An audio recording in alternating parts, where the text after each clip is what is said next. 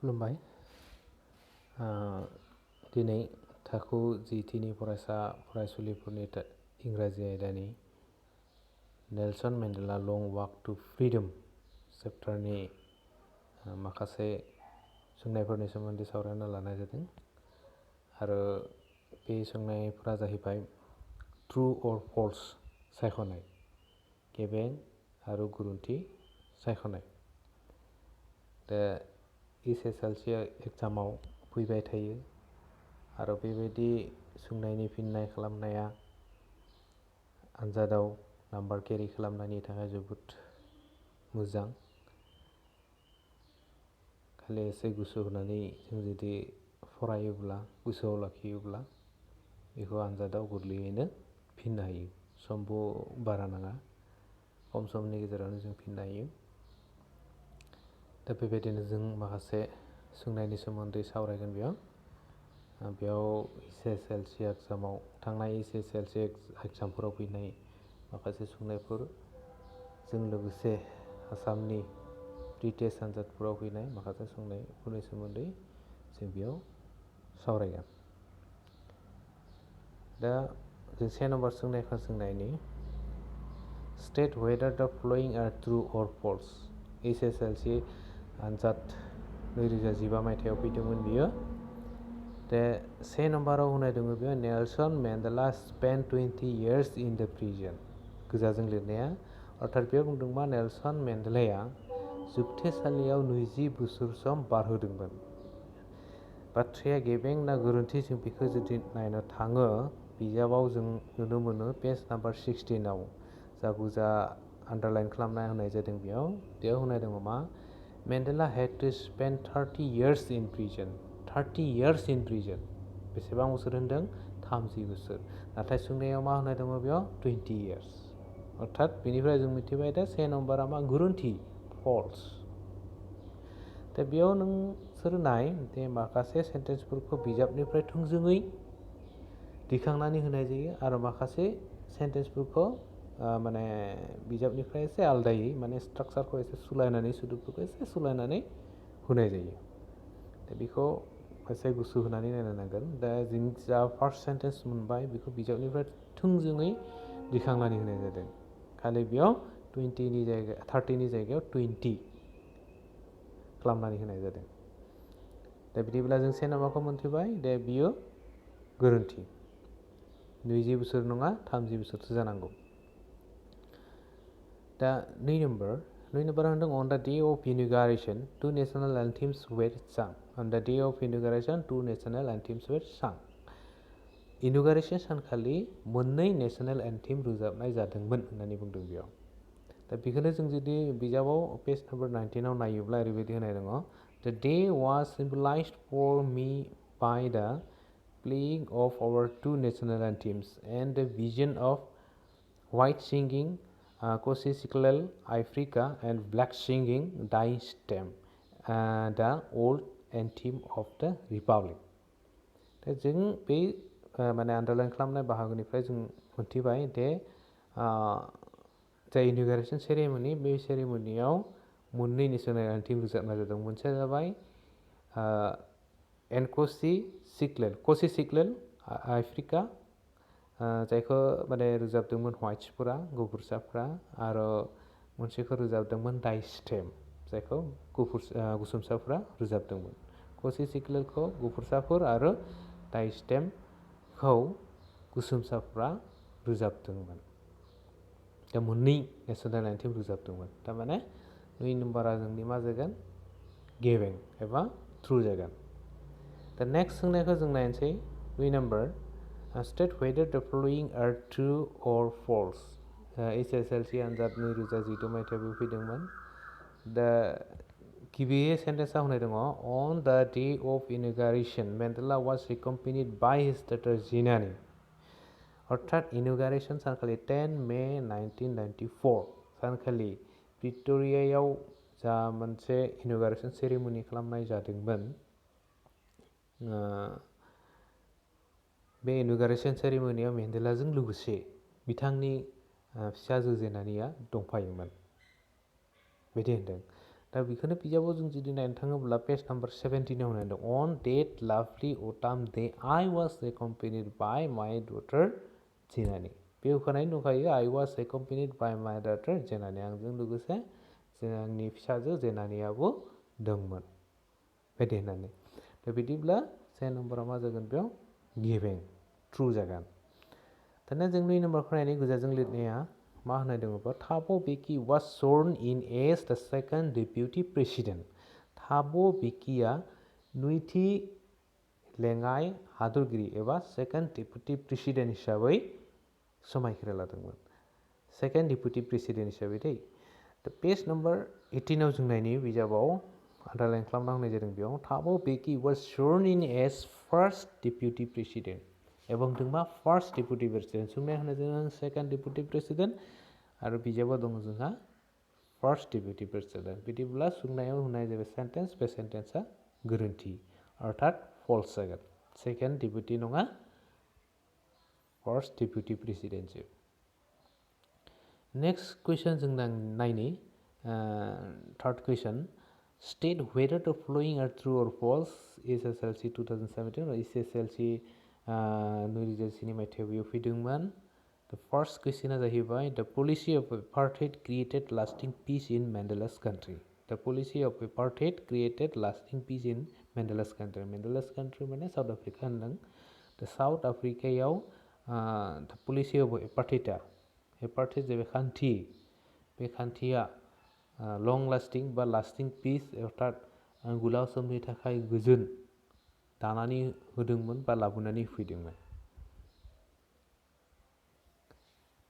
नाथाय जों जुदि बिजाबाव नायोब्ला जों ओरैबायदि नुयो पेज नाम्बार 20 आव आन्डारलाइन खालामना होनाय जादों बेयाव द policy of apartheid created a deep and lasting wound in my country and my people बे ओरैबायदि होनाय दं दे मा एपार्थाइड जाबाय खान्थि बे खान्थिया मा आंनि हादराव आरो आंनि सुबुंफोरनि सायाव मोनसे गोथौ deep and lasting गोलाव समनि थाखाय मोनसे उन एबा मा दुखु एबा मोनसे मा जेंना दानानै होदोंमोन बिदि होननानै बुंदों जेंनासो लाबोनानै फैदोंबा जेंनासो जाबसिननानै होदोंमोन गुसुमसाफोरनि सायाव दा बिदिब्ला गोजोननि बाथ्राया माबायदि फैबाय गोजोननि बाथ्राया माबायदि फैबाय दा एबार खान्थिया गोजोन लाबोनानै होफैयाखैमोन मा लाबोनानै होफैदोंमोन उन लाबोनानै होफैदोंमोन दुखु लाबोनानै होफैदोंमोन जेंना लाबोनानैसो होफैदोंमोन दा बिदिब्ला से नाम्बाराव मा जागोन बेयाव गोरोन्थि जागोन फल्स जागोन दा 2 नाम्बार सोंनायखौ जों नायनि मा होनदों बेयाव on the day of inauguration Mandela was overwhelmed with a sense of history मा होनदों बेयाव इनौगुरेसन सानखालि मेन्डेलानि गोसोआव हिस्टरिनि माखासे जाथायफोरा जारिमिननि माखासे जाथायफोरा बिथांनि माने मा गोसोआव जायगा लादोंमोन बिथांनि गोसोआव जायगा लादोंमोन बिथांनि गोसोआव हाबफैदोंमोन अर्थात मेन्डेलानि सिगाङाव गुफुरसाफोरनि जेबो सासन गुसुमसाफोरनि सायाव बेखौ होखारनायनि थाखाय जेसेबां माने दावहा नांदोंमोन बिसोरो एबा जेसेबां जुजिदोंमोन मेन्डेलानि सिगाङाव गेदेमाफोरा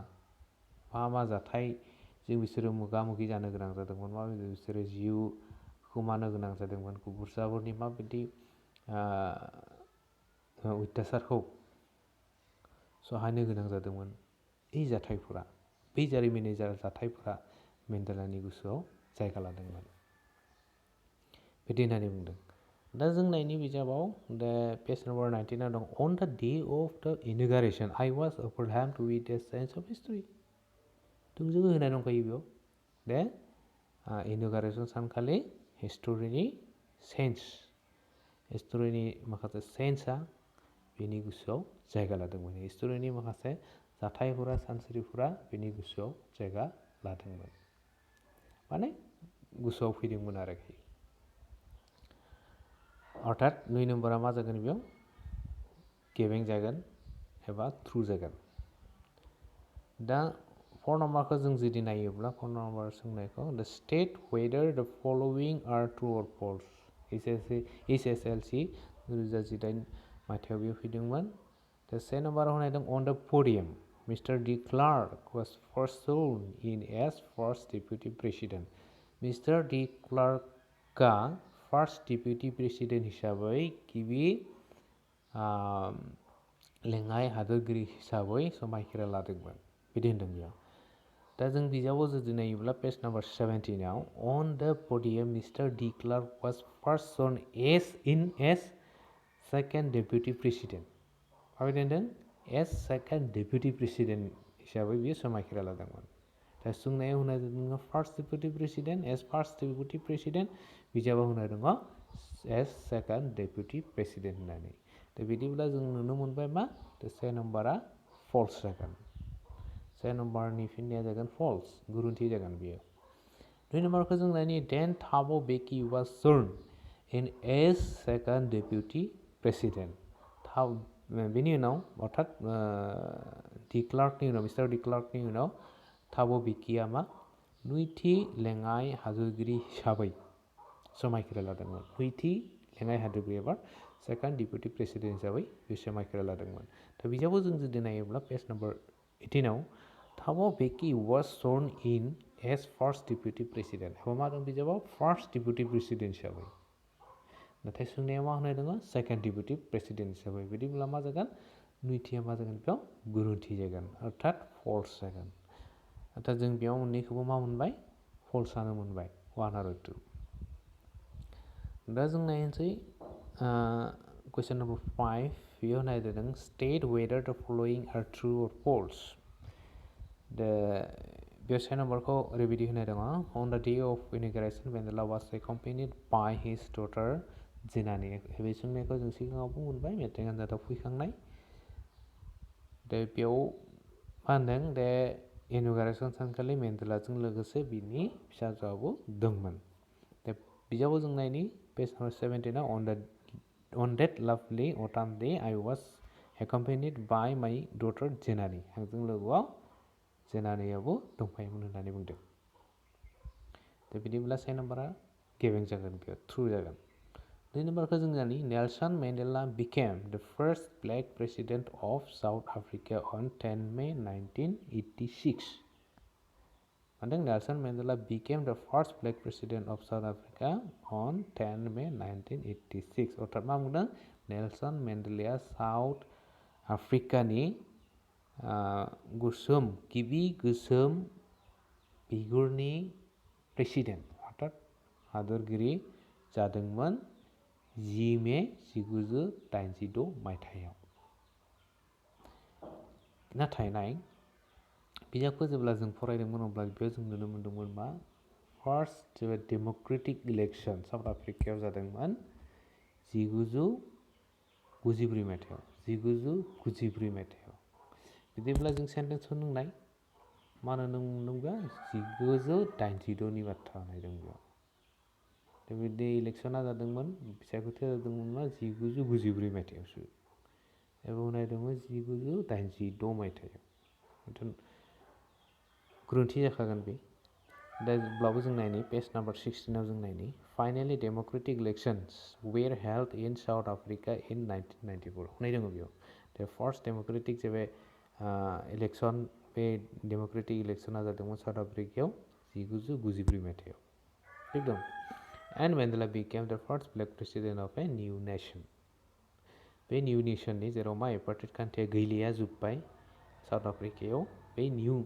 माने मा साउथ आफ्रिकानि ब्लेक प्रेसिडेन्ट हिसाबै बि जादोंमोन आरो समायखिरा लादोंमोन 10 मे बेयाव अक्ट'आ थिगानो दङ 10 मे खिन्थु मायथाइया खिन्थु गुरुन्थि दं बेयाव दा 1900 मा जानांगौमोन बेयाव 94 जानांगौमोन 1986 होनाय दङ बेनि थाखायनो बेयाव मा जाबाय गुरुन्थि जाबाय दा जों नायनि 2 नम्बर सोंथि द'थि सोंथि state the following statements are true or false the से नम्बर बेयाव होनाय दङ मा the inauguration was for the installation of South Africa's first democratic non-racial government मानदों the inauguration was for the installation of South Africa's first democratic non-racial government the inauguration खुंनाय जादोंमोन inauguration ceremony खुंनाय जादोंमोन 10 May 1994 आव union बिल्डिंआव बे सेरेमनिखौ बे इन'ग्रेसन सेरेमनिखौ खुंनाय जादोंमोन south आफ्रिकानि गिबि डेम'क्रेटिक आरो नन रेसियेल गभर्नमेन्ट दानायनि थाखाय बिदिनो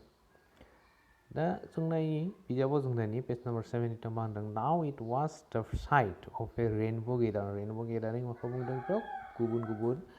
गाबनि बिगुरनि मानसिफोरा ज' जानायखौनो बेयाव बुंनाय जादों गुफुरसाबो फैदों बेयाव गुबुन गुबुन हादरनिफ्राय गुफुरसा फैदों गोसोमसा फैदों बेखौनो रेनबो गेदारिं होननानै बुंनाय जादों अफ डिफारेन्ट कालार्स एन्ड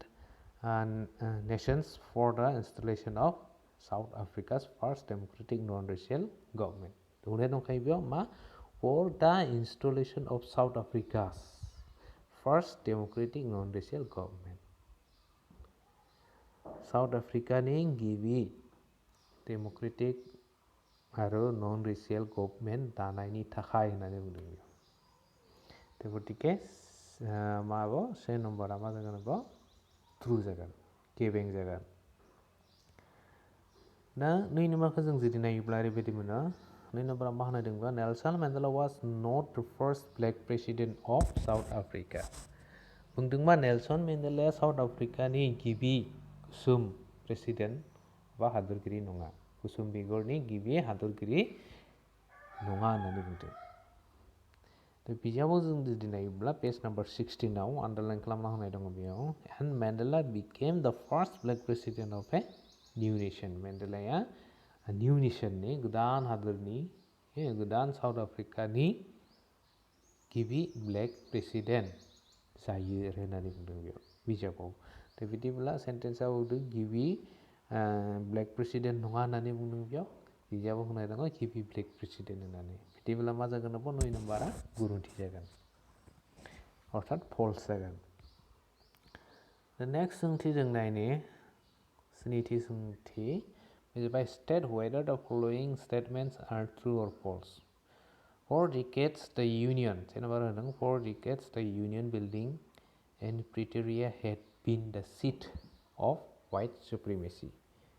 मा होनदों बेयाव union building प्रिटरियानि जाबाय union building बे union बिल्डिंआ गुफुरसाफोरनि सासन खालामनायनि जायगामोन गुफुरसाफोरनि सासन खालामनायनि जायगामोन अर्थात सासन खालामनायनि मिरुमोन बियो दा जों नायनि पेज नम्बर 17 आव for decades this had been the seat of white supremacy बे रुखायै दिखांनानै होनाय जादों सेन्टेन्सखौ दा मा बुंदों बेयो दे for decades this had been अर्थात इउनियन बिल्डिंखौ बुंनाय जादों बे इउनियन बिल्डिंआ मा गुफुरसाफोरनि सासन खालामनायनि जायगामोन दा बिदिब्ला से नम्बरा मा जागोन बेयाव गेबें जागोन ट्रु जागोन 2 नम्बर होदों apartheid was not erected for racial domination in South Africa मा होनदों apartheid was not erected for racial domination in South Africa racial domination माखौ बुंनाय जायो जेब्ला मोनसे फोलेरा गुबुन मोनसे फोलेरखौ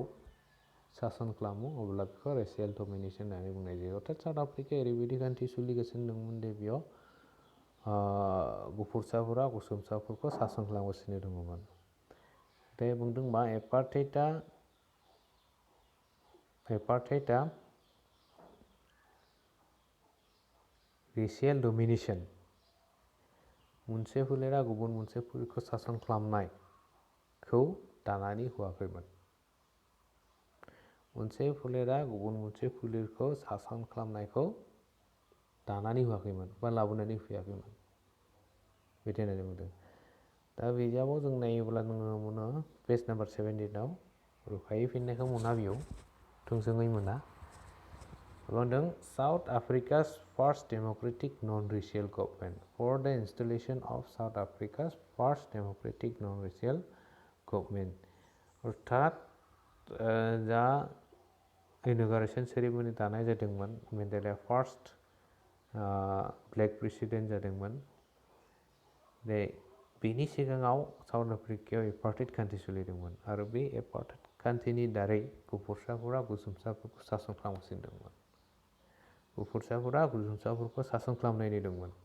जेब्ला मेन्डेलाया 1994 मायथाइयाव डेम'क्रेटिक इलेक्सनाव देरहानानै प्रेसिडेन्ट जायो, बै समनिफ्राय एपार्टेड कान्ट्रिया साउथ आफ्रिकायाव गैया जायो।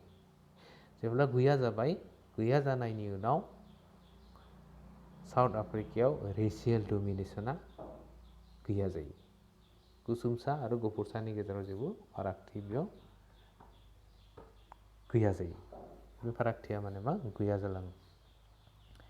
बेनिफ्राय जों मिथियो मा द एपार्टेड बे कान्ट्रि, बे एपार्टेड कान्ट्रिया मा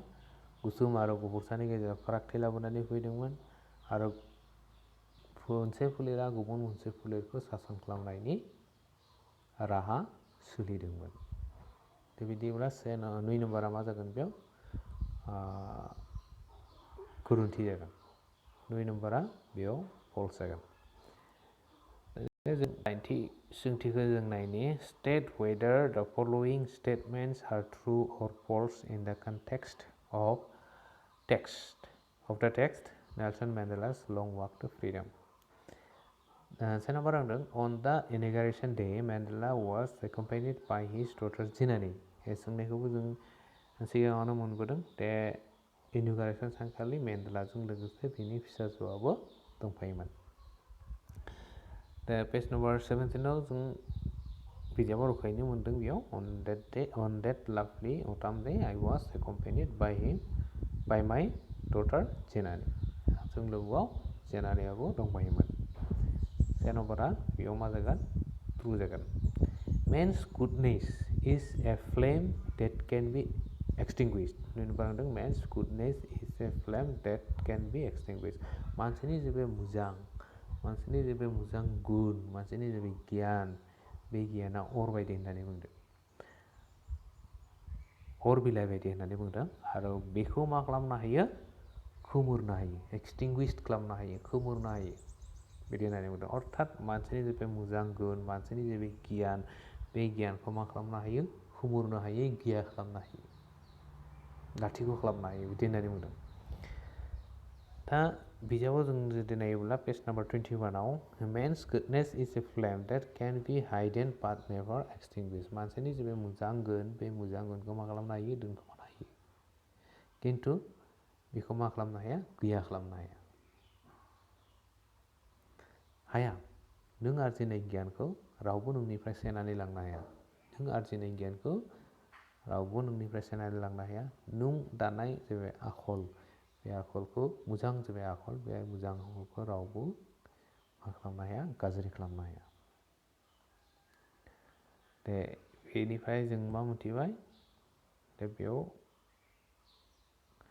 माने कैन बी एक्सटिंग्विश होननानै बुंनाय जादों, डेट कैन बी एक्सटिंग्विश होननानै बुंनाय जादों, खिन्थु एबा मा होदों नेभार एक्सटिंग्विश्ड। सोंनाया होदों खोमोरनो हायो, बिजाबाव होदों खोमोरनो हाया। दे बिदिब्ला मा जागोन बे 2 नम्बरा गोरोन्थि जागोन, फल्स जागोन। 3 नम्बरा ट्रु, 2 नम्बरा फल्स। द नेक्स्ट कुइसन जों नायनि कुइसन number 9 state whether the following statements are true or false. 3 number होदों Mandela's long walk to freedom is a biography. Mandela's long walk to freedom is a biography. बेयाव जों biography आरो अट'बायोग्राफीनि फारागथिखौ जों मिथिनांगोन। बायोग्राफी माखौ बुङो? सोरबा सासे मानसिनि जिउ खौरांखौ बा जिउआव जानाय जाथायफोरखौ जेब्ला गुबुन सासेया लिरो अब्ला बेखौ बायोग्राफी होननानै बुंगोन। जेब्ला सोरबा सासे मानसिया गावनि जिउआव जानाय जाथायफोरखौ, गावनि जिउआव मावबोनाय खामानिफोरखौ जेब्ला बियो गावनो लिरगोन अब्ला बेखौ अट'बायोग्राफी होननानै बुंगोन। जों जा लं वाक टू फ्रीडम चेप्टारखौ फरायदों, बे लं वाक टू फ्रीडमा जाहैबाय मेन्डेलाया गावनो लिरनाय साउथ आफ्रिकाखौ गुफुरसाफोरनिफ्राय उदां खालामनायनि थाखाय माने मा गाव जाफोर खामानि मावबोदोंमोन, जाफोर जेंनाफोरनि मोगा मोगि जाबोदोंमोन, बेनि उन्दै जिउआव मा जादोंमोन, मा सानस्रि बेनि गोसोआव फैदोंमोन, बेफोरनि सोमोन्दै बिथाङा गावनो लिरदोंमोन गावनि जाथायखौ। दा बेनि थाखायनो आरो बेखौ मुं होदोंमोन बियो लं वाक टू फ्रीडम होननानै। दा गतिके बियो मा जागोन बिनि अट'बाय'ग्राफि गावनि जिउआव जानाय जाथायफोरखौ गावनो लिरदों बेनि थाखायनो मा बुंगोन बेखौ अट'बाय'ग्राफि होननानै बुंगोन आंगो जिउ खौरां होननानै बुंगोन बेखौ दा बिजाबावबो जों जुदि नायोब्ला नुनो मोनो page number 16 in this extract from his autobiography long walk to freedom his autobiography long walk to freedom होननानैबो लिरनानै होनाय दंखायो थारमाने लं वाक टु फ्रिडमा नेलसन मेन्डेलानि अट'बाय'ग्राफिसो किन्तु मा नङा बे बाय'ग्राफि नङा दा बिदिब्ला से नम्बर सेन्टेन्सआ बाय'ग्राफि होननानै बुंदों बेयाव लं वाक टु फ्रिडमखौ किन्तु बाय'ग्राफि नङा अट'बाय'ग्राफिसो बियो बिनि थाखायनो से नम्बरा गोरोन्थि जागोन बेयाव दाना 2 number on that lovely autumn day Mandela was accompanied by his nice journey दा मा बुंदों बेयाव बै माने मा लाभलि autumn dayआव नाथाय इन'ग्रेसन सानखौ बुंदों बेयाव बे इन'ग्रेसन सानखालि मेन्डेलाजों लोगोसे बिनि नाइस सेनानिया दंमोन बिनि नाइस सेनानिया लोगोआव दंमोन किन्तु बिजाबाव जों जुदि नायोब्ला page number 17 on that lovely autumn day I was accompanied by my daughter जेनानि अर्थात जेनानिया मेन्डेलानि माबि दाटारसो जेनानिया मेन्डेलानि दाटारसो नाइस नङा दा गतिके मा जागोन 2 नम्बरा बेयाव गोरोन्थि जागोन नाइसनि जायगायाव दाटार जानांगौमोन गतिके 2 नम्बरा गोरोन्थि जागोन बेयाव फल्स जागोन अर्थात बेयाव जों 1 नम्बर आरो 2 नम्बर मोननैखौबो फल्स जानो मोनबाय नेक्स्ट जोंनाय कुइसन नम्बर 10 बेयाव होनाय जादों Nelson Mandela said that the chains on all of his people were not chains on him मा होनदों Nelson Mandela said that the chains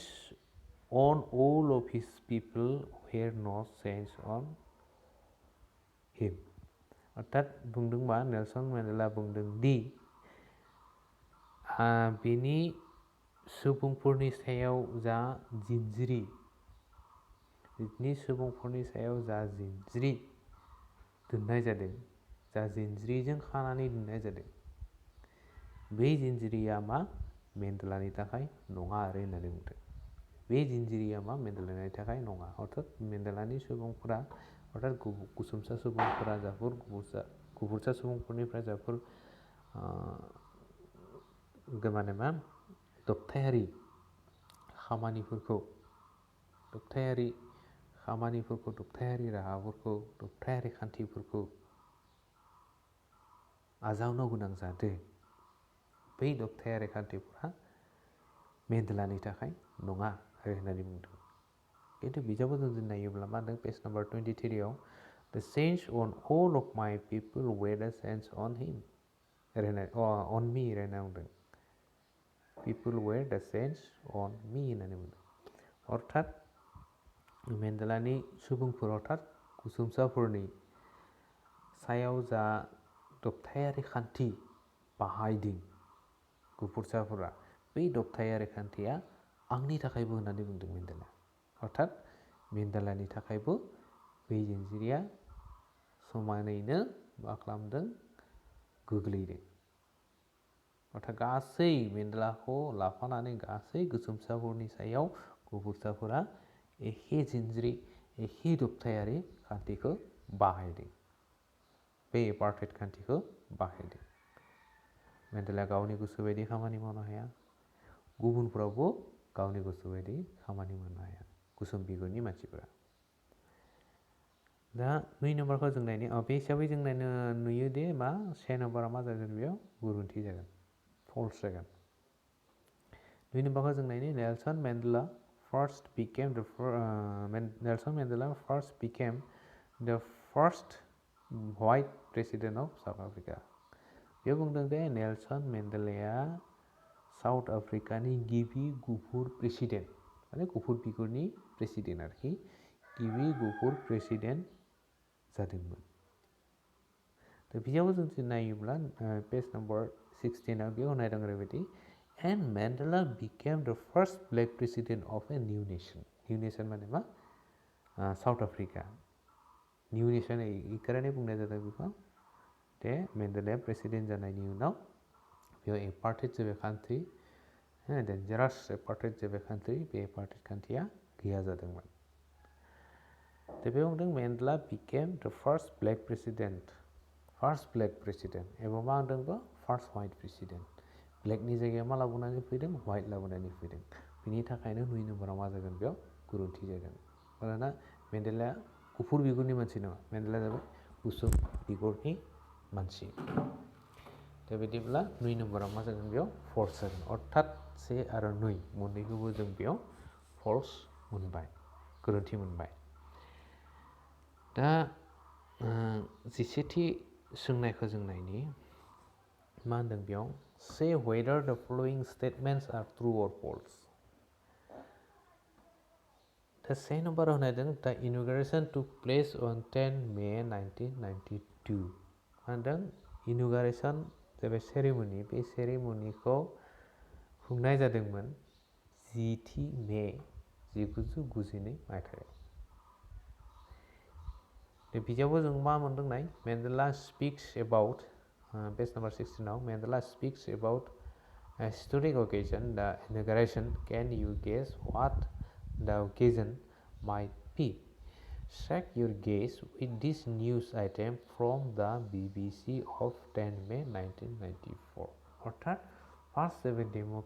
democratic election जाय इलेक्शनाव मेन्डेला देरहादोंमोन बे इलेक्शना जादोंमोन 1994 मायथाइयाव 1994 मायथाइयावसो इलेक्शना जादोंमोन आरो बे इलेक्शनाव देरहादोंमोन मेन्डेलाया दा बिदिब्ला बियो समायखिरा लानाया माबायदि 1992 मायथाइयाव जागोन जाननो हाया बे गतिके 1994 मायथाइयावसो जानांगोन बे अक्ट'आ थिगानो दं 10 मे नाथाय मायथाइया मा जानांगोन बेयाव 1994 जानांगौमोन दा बे हिसाबै 1 नम्बरा मा जागोन बेयाव गुरुंथि जागोन फल्स जागोन दा 2 नम्बरखौ जों नायनि in South Africa during the white supremacy the blacks could fulfill the twin obligations Mandela twin obligation बा मोननै दायित्वनि बाथ्रा बुंदोंमोन बियो मावनो गोनां खामानिनि बाथ्रा बियो बुंदोंमोन बे जाहैबाय गावनि नखरनि थाखाय obligation मावनो गोनां खामानि आरो गुबुन मोनसेया जाबाय गावनि खामानि मा हादरनि थाखाय मावनो गोनां खामानि बे मोननै obligation बाथ्रा बुंदोंमोन दे बुंदों मा in South Africa during the whites जेब्ला मा whitesफोरा गुफुरसाफोरा सासन खालामदोंमोन बा गुफुरसाफोरनि सासन सोलिदोंमोन बै समाव गुसुंसाफोरा अर्थात मेन्डेला मोनहा आरोखि गुसुं बिगुरनि मानसिफोरा मेन्डेला जा मोननै दायित्वनि बाथ्रा बुंदोंमोन मोननै obligation बाथ्रा बुंदोंमोन बे मोननै obligationsखौ मा खालामनो हायो मावफुंनो हायो फुलफिल खालामनो हायो होननानै बुंदों बेयाव दा पेज नम्बर 22 जों नुनो मोनो बिजाबाव नाय मा होनदों बेयाव but in a country like South Africa it was almost impossible for a man of my birth and color to fulfill both of those obligations Mandela जा मोननै obligation बाथ्रा बुंदोंमोन बै मोननै obligationखौ फुलफिल खालामनाया मावफुंनाया जाथावै होननानै बुंदों almost impossible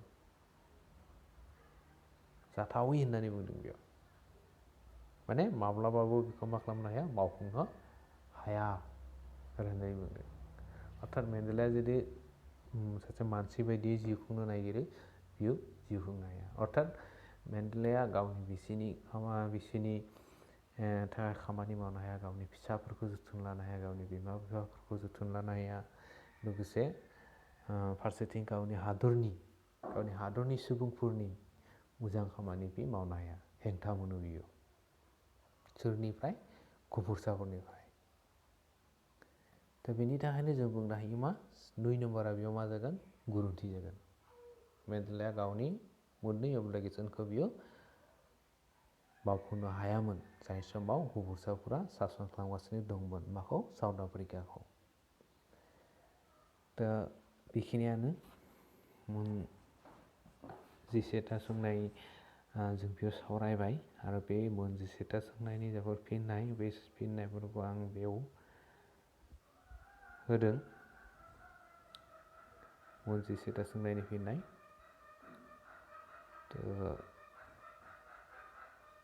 दिनै एसेनोसै आरोबाव उनाव